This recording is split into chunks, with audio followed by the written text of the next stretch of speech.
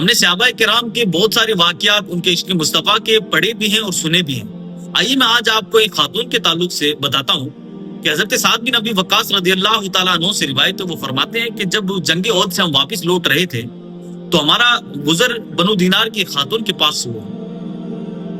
اس خاتون کے شوہر، اس کے والد محترم اور اس کے بیٹے کا اس جنگ کے اندر انتقال ہو گیا تھا اور وہ شہادت کے درجے پر فائز ہو گئے تھے۔ ہم نے سوچا کیوں نہ اس عورت کو اس چیز کی خبر دے دی جائے کہ تمہارے جو بڑھاپے کے سہارے تھے، تمہارے والد کی شکل میں، تمہارے شوہر کی شکل میں، اور تمہارے بڑھاپے کا سہارا جو تمہارا نوجوان بیٹا تھا، وہ اس جنگ کے اندر شہید ہو گیا ہے۔ تو ہم نے اس عورت کو اس چیز کی خبر دی۔ اس عورت نے انا للہ و انا الیہ راجعون پڑھا اور اس بوڑھی اماں نے ایک ٹھنڈی سانس لی اور کہنے لگی،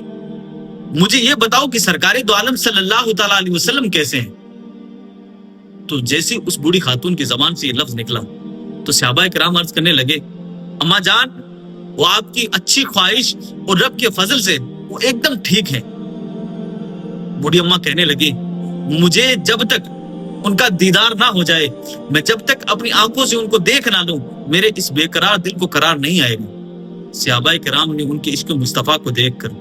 سرکار کی طرف اشارہ کیا اور کہا کہ وہ رہے جان حیات صلی اللہ تعالیٰ علیہ وسلم۔ جیسے اس بوڑھی اماں کی نظر سرکار دو عالم صلی اللہ تعالیٰ علیہ وسلم کے جلوہ جانا کے چہرے پر پڑتی ہے